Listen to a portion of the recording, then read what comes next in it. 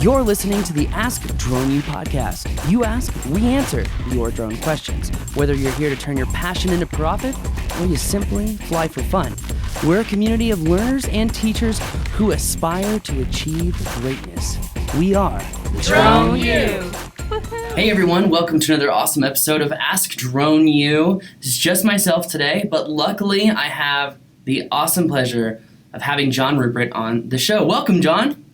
Thank you so much for having me. Oh, always. It's always a pleasure. I know you've been crazy busy lately, but thank you again so much for coming on the show. It really does mean a lot to us, and it means a lot to our viewers as well. And it looks like we have a lot to go over today, from really the update on the John Taylor case, but also discussing more about 107. I know that we left you last time with some questions. We're hoping to get some answers, and also discuss, studying for this test. There's so much information out there, and even this morning you and I were talking about a guy who had written an app where the information was just blatantly wrong. So we've got so much to go over, John. So why don't we just start really quick, and where are we with the John Taylor case? Why does this still matter?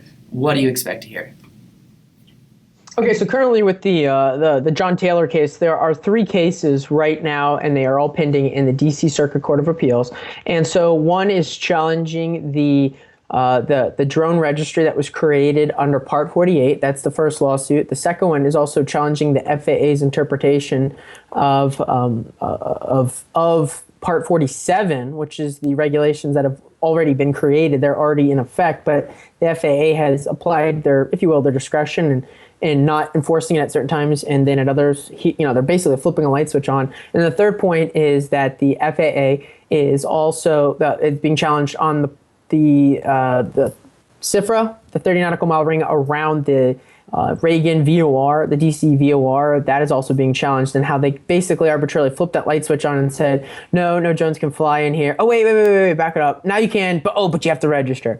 So that's also being challenged. Now, we've already filed the brief, and it's coming up, I believe, this week or next, that we're expecting to actually hear back from the Department of Justice, who's representing the FAA. They are going to be filing their brief, and then we get to file our reply to their brief, and then they get to file a reply to ours. So after that, we're looking at about a month or so when it's all said and done. It'll be locked in time, and then what'll happen is that the D.C. Circuit Court of Appeals is going to look at it, and they're going to rule on it. I wouldn't expect an answer from them sometime, probably until the winter is most likely what's going to happen. They're kind of slow.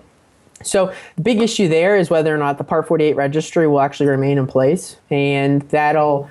So that's the big one. Could you see if they remove the Part 48? Are we just going to go back to Part 47, or are they going to just have to rethink the whole registration process, period? Well, here's the problem.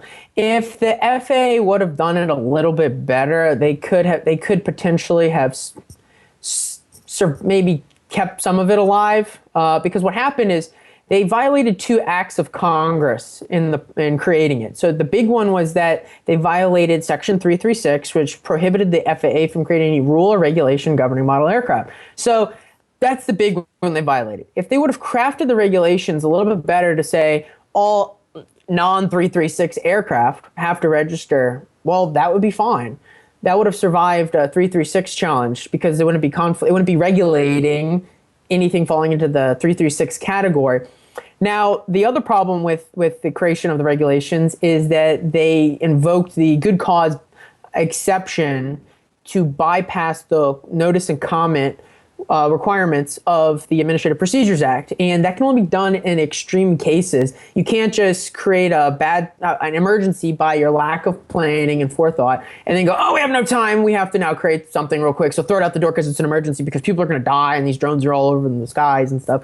So that's going to be the big hurdle that they have, because the judge might, under the Part 48 challenge with 336, say, hey, well, in application, Part 48 does not apply to 336. Maybe we could try to save it. But even if it were to survive that, it's not going to be able to most likely survive the APA challenge, because we actually raised both of those points in the brief. So it's a good chance that the whole thing will probably get blown up, and then you're going to have to go and register via Part 47, because Part 48 will no longer be in effect. That's how it's kind of looking right now. John, with, the whole Taylor case, it really is still a can of worms, and it really could still have an effect on us in the future. But moving forward, Part 107. Everyone's talking about studying for Part 107. We've seen the 40 questions come out from the FAA.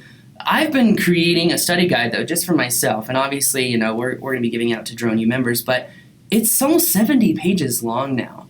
And, you know, there are things that are in this test, John, that I didn't have to learn for my PPC license.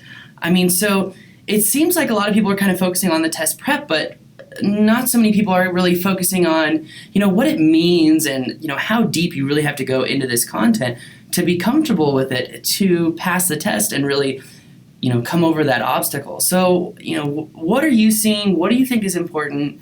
Let's hear your reaction. Sure.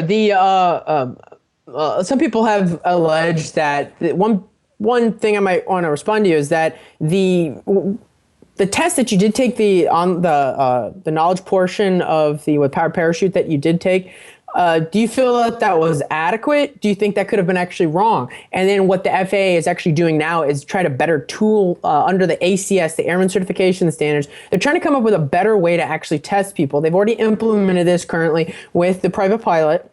And then they're also doing this here with the Part 107 exam. They're going to continue to scale that out. And what they're going to do is try to eliminate questions that are not applicable in the knowledge test, as well as include sections that are. So when people are kind of comparing it, I would say like, well, you're comparing an apple to an orange. They're trying to do it better, and it will over time improve. Also keep in mind that they're trying to roll this out pretty quick. And so they were trying to crank something out. There are some opportunities they could have done better for some of the questions. I mean, primarily. So are you saying that by taking the test early, you may have a better chance at passing the test because they may roll it out and evolve it over time? That's a potentiality. They might make it harder, but I really wouldn't be focusing on that, because not knowing how to read airspace is stupid for your bottom line, because you need to be able to quickly, right off the top of your head, go, yeah, I can fly here. I can do that job. So when you get a phone call, hey, where do you need to fly? What's the address? Google Maps.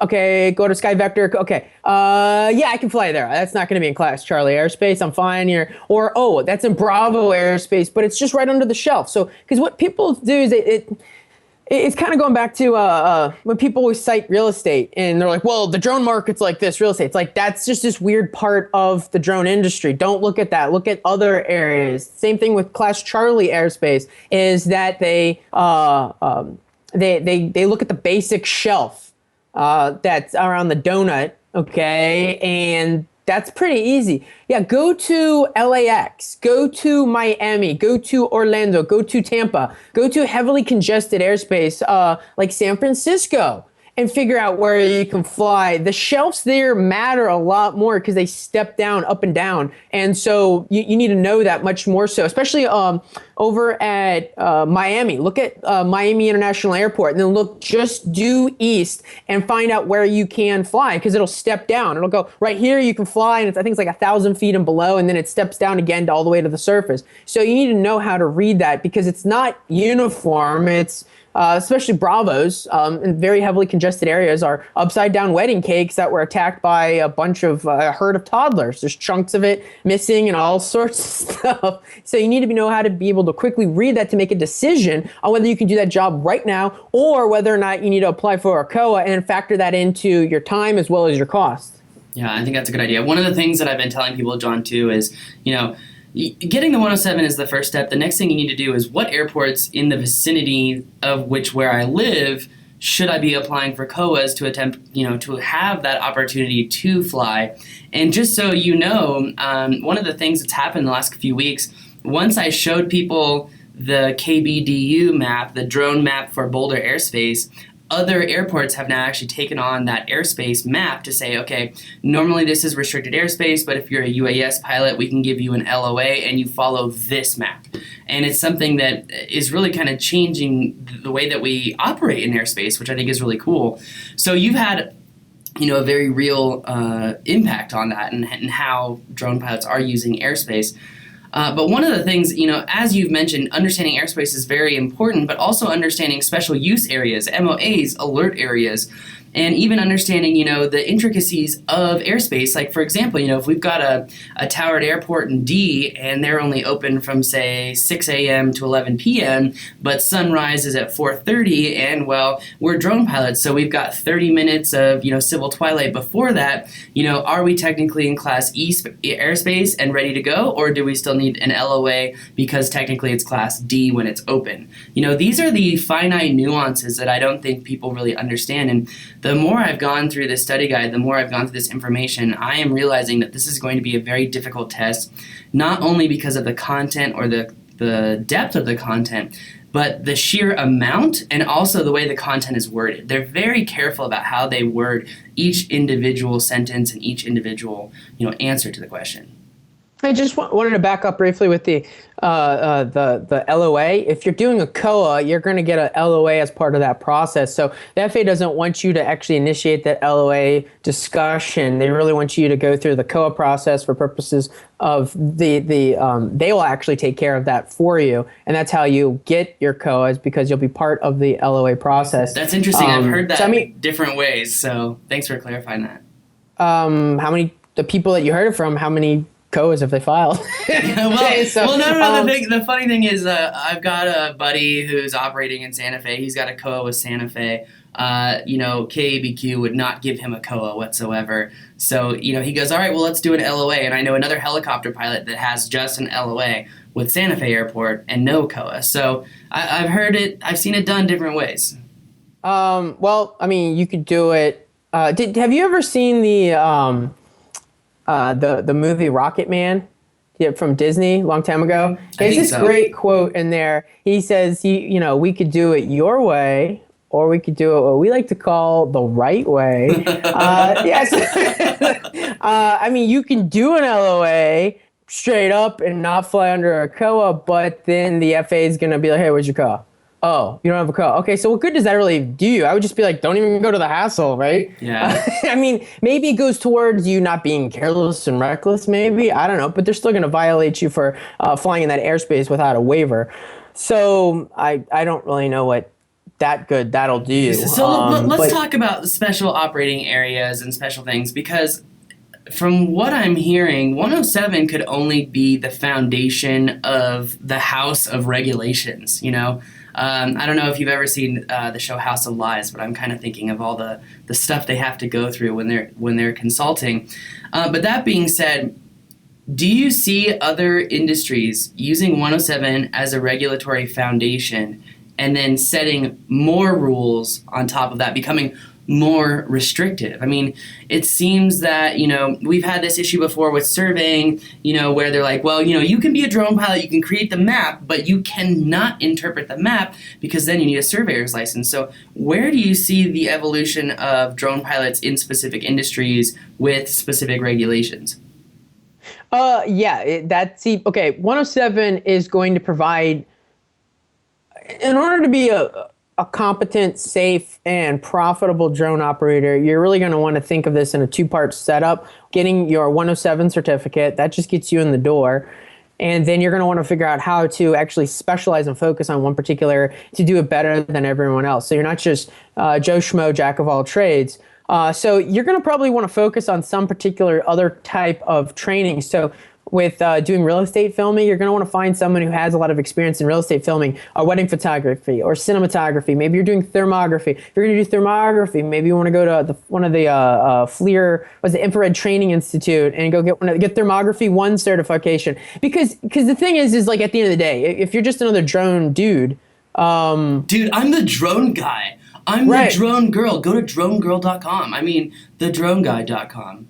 Right. So if you're just that guy, why would a large company want to hire you? Think about that, because everyone's going like, well, I'm getting a 107. I'm like, wait, 107 set the bar so low that it's going to cause the commoditization of a lot of this industry. And people don't realize that you need to get yourself skilled in some particular area very fast and very knowledgeable, because if you're just a guy with a 107, if I'm a large company, let's say I'm a utility company, and then you approach me and say, hey, I'm I want to work for you. I can use my FLIR camera to inspect your solar, blah, blah, blah, your utility equipment to make sure that it's not overheating, or maybe there's no gas leaks in the conductors. And so you're Yeah, I mean, it sounds like a great idea, but then the utility guys are going to be like, wait a second here, like, how many private pilots do we have currently in house that we can just harvest from, or we can repurpose certain people? They already made it through HR. They're already on W-2. They've already had all that stuff taken care of. We can merely send them off to a training course, like a weekend 107 in a box course, just to get them through. They already know the industry.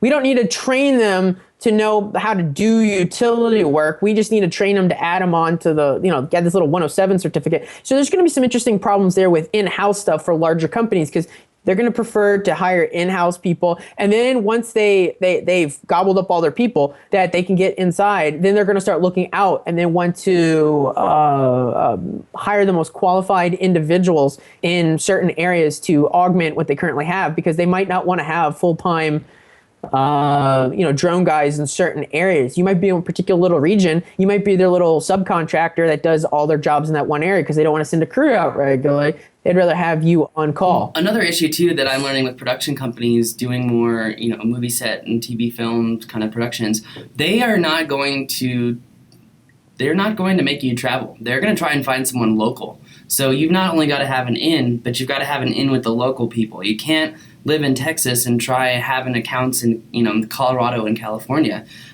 So I think that's something else. Another way that people can kind of adapt is focus on local municipalities. Again, you said what industry do you want to get into?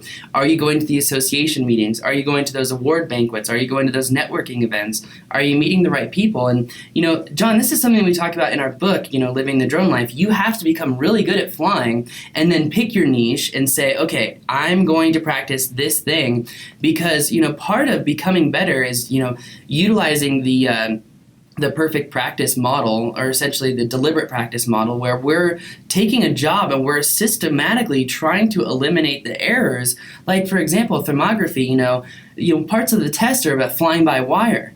And there's nothing about flying by wire in 8082G. There's nothing in flying by wire in the test questions, the sample UAV questions, and even the AC 107-2 or the 107 itself.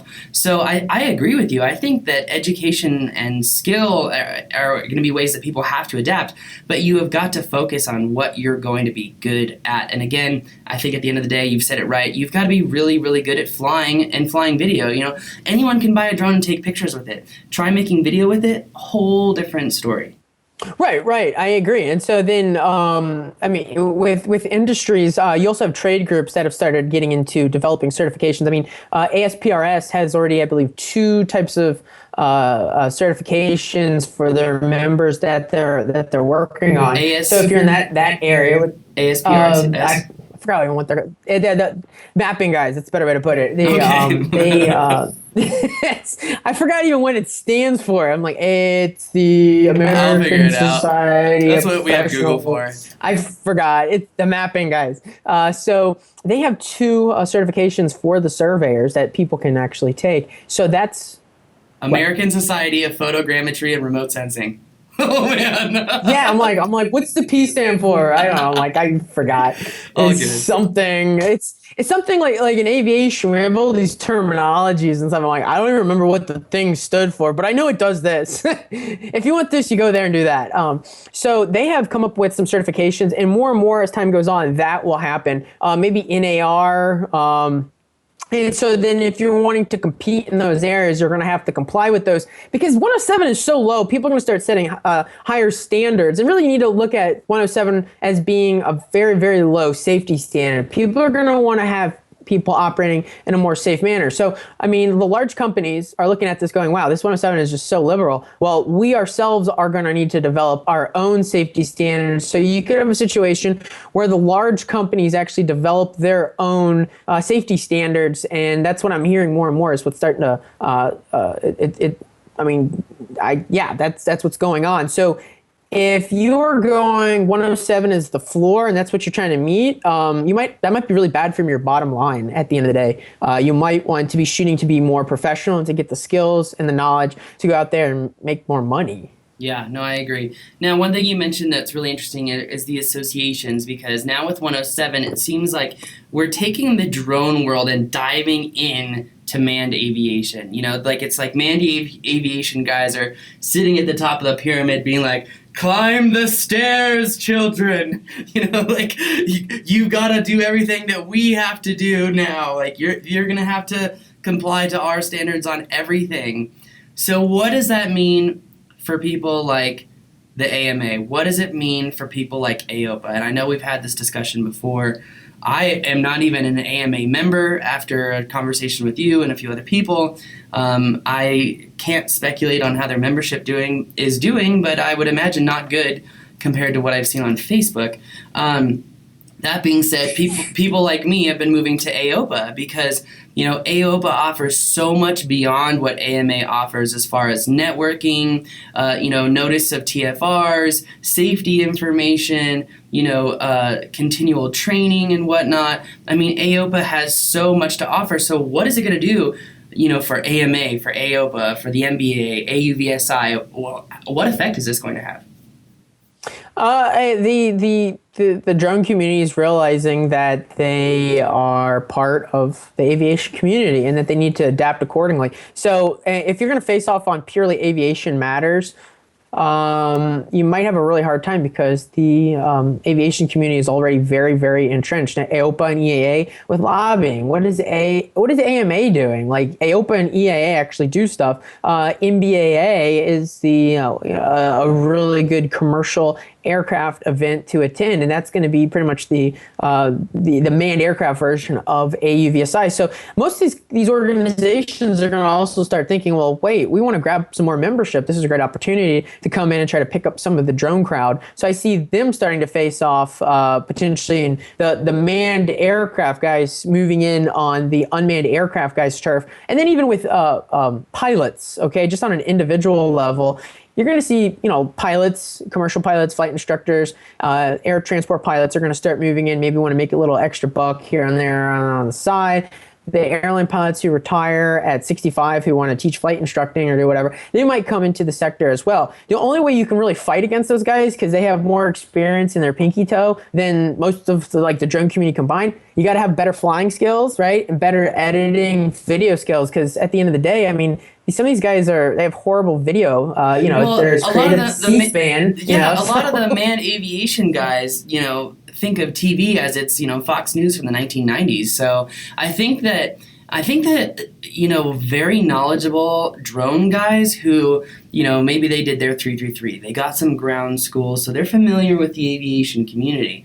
But they also work in media, and they've been flying drones for 3 or 4 years now. I think those are the people that are truly going to be the most valuable. And I would see myself in that category. But, one of the other questions I have is, do you see the manned aviation community becoming overrun just by the sheer volume of unmanned guys? Or do you think we're going to see a big wash of unmanned guys and then kind of a steep fall off? Because another thing that people are not talking about is the fact that, hey, we got to take our 107 test, but what about in 2 years? Right. Well, in 2 years, it's probably most likely going to be a lot more well thought out in the questions that they're going to be asking. So as a current flight instructor, every 2 years, I have to actually go and get recertified to maintain my currency. And so what they do is in the recurrent testing, they try to focus on areas that they've seen as being problematic in the last 2 years. So if they see like a rash of airspace busting, if you will, or TFR busting in the next 2 years, what's going to happen is that in the Part 107 recurrent testing, there will be an emphasis on having the recurrent pilots understand more about TFRs and airspace so as to emphasize the areas that have been shown to be deficient overall based upon maybe a lot of data NTSB has gathered or FAA enforcement actions or just what's going on in the news. So that's how that's going to happen. The FAA is going to look back on the last 2 years and then start trying to emphasize the areas people are you work on what? The areas that you're weak on, right? So that's what'll happen. True. John, your knowledge is really helpful. Your experience is really helpful. And I think that being on the man side of aviation, you really have a lot of insight into what we're going to see with drones. And speaking towards that, airspace is one of those things, like you said, you got to know exactly, can you fly here? We've really talked about that already. But do you think there are any other concepts that people should really hone in on, things that people should really know well when they're studying for their 107 test? Well, the two big ones right now that you're going to definitely want to know is the airspace, how to read that, and then also understand working near airports. Because primarily, in order to operate near Bravo, Charlie, Delta, or Echo at the surface airports, you're going to need a waiver. But if you're wanting to operate near a Gulf airport, okay, an uncontrolled airport, then you're going to need to know what happens in the flight pattern. You're going to want to know how to identify where everyone is in the pattern using a radio. Because when I used to fly, we used to have tons of people on the pattern, and I could know where everyone is at any given moment just based upon hearing the chatter, and I can mentally map everything out. That becomes very helpful because some airports are near very expensive communities that might want some real estate footage. So you might want to get some footage in those particular areas. So you need to find out, where is that guy? Is he on the downwind? Is he on the upwind? Base, where is he? What runway are they currently using? And those so are you all have very to be able to important. read a tetrahedral. You have to know, you have to know about airports. You have to know about that.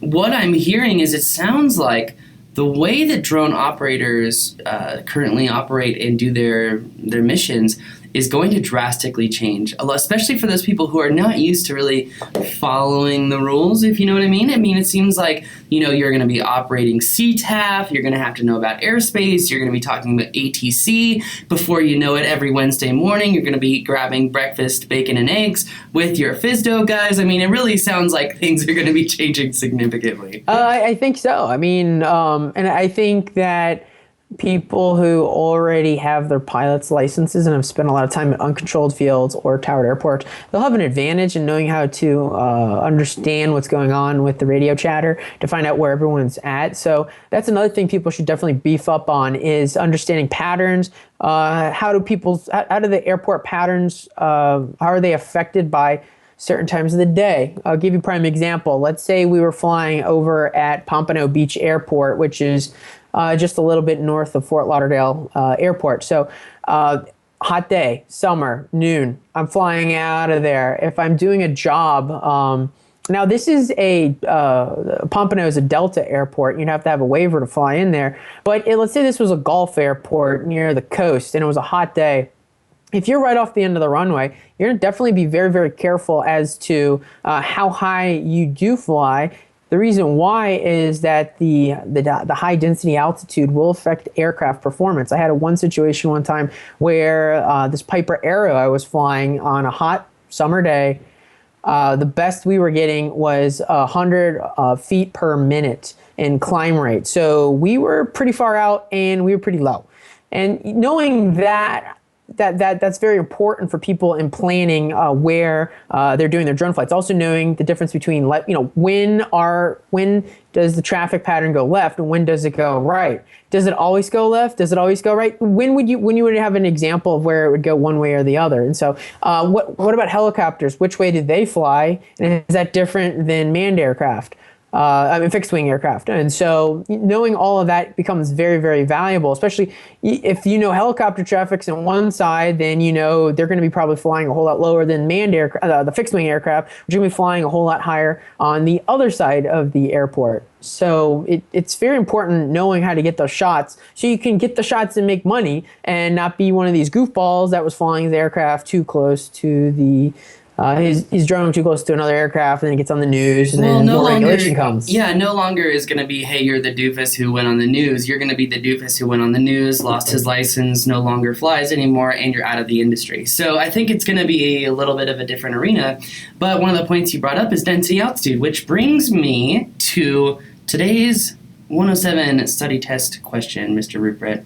What effect does high density altitude have on the efficiency of a UA propeller?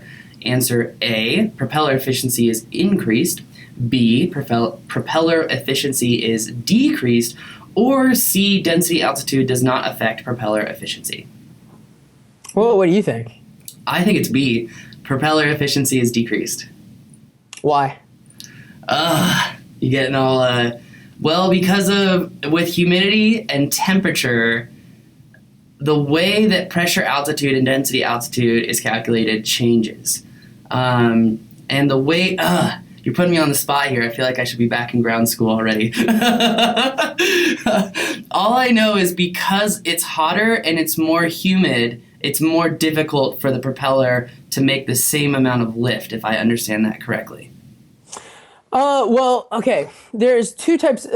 Okay, let's back this out because drones are electric, right? So Correct. they don't operate on. They're not normally aspirated engines. So if you're flying, but like an Yamaha RMAX or a manned aircraft, you're going to have a normally aspirated engine. So what's going to happen there is, with a higher density altitude, you're going to have less generally molecules in that particular given area. So then what happens there is you end up having less power output. That's why you have situations where you're taking off at Jackson Hole, Wyoming. On a hot day, might be impossible for certain aircraft that are heavy. So what's going to happen is you're having less molecules in the air, and so that's going to affect power performance in the reciprocated engines and normally aspirated engines, unless it's turbocharged or supercharged. But that would be so cool to have a turbocharged, supercharged drone. That really would be cool. But you would have to switch over to a some type of gas engine, like a weed whacker engine, right? It'd be like a Subaru of drones. Just you can trim your hedges and compete, make money. It'd be great. So the sports that will develop are Say crazy. again? I said the sports that are going to develop out of drones is just unlimited. So before you know it, those who can cut the tree log the fastest will no longer be done by a redneck, but rather a drone being controlled by the redneck. The wah. So that'll be a drone measuring the power of the servo. Right, and so, but okay, so now in the situation for the propeller, so what you're going to be having is if you will, less air molecules flying over the wing of the when I say wing, propeller, that is a wing. And so that will actually decrease the propeller's efficiency in operation. Because it's electric, so you're going to have to look more for the theory of flight. I don't know really why they make weather theory. I don't know why they put that there for question 36. I think a better one might be like theory of flight. Well, did you hear 37? 37, what are the characteristics of a moist, unstable air mass? I'm going to say turbulence. That's Florida. You're in Florida. You're in Florida, and there's flamingos down below, and everything smells like pina coladas. So it's turbulence and showered precipitation. So unstable air masses, you're gonna have a lot of uplifting action that's going on there. And I mean, they say showered precipitation. So hold on, let's take a step back. So uplift and downlift are convective currents, but wind is horizontal movement, correct? Yeah, that's called advection. Advection. Which is different than convection. Convection. So advection, that's your like east-west breezes. And hey, going back to why you need to know all this stuff, in Florida, coastal cities. Great example. Looking at one of the figures on the test, it was a class Charlie, and the runways were north, south, east, and west.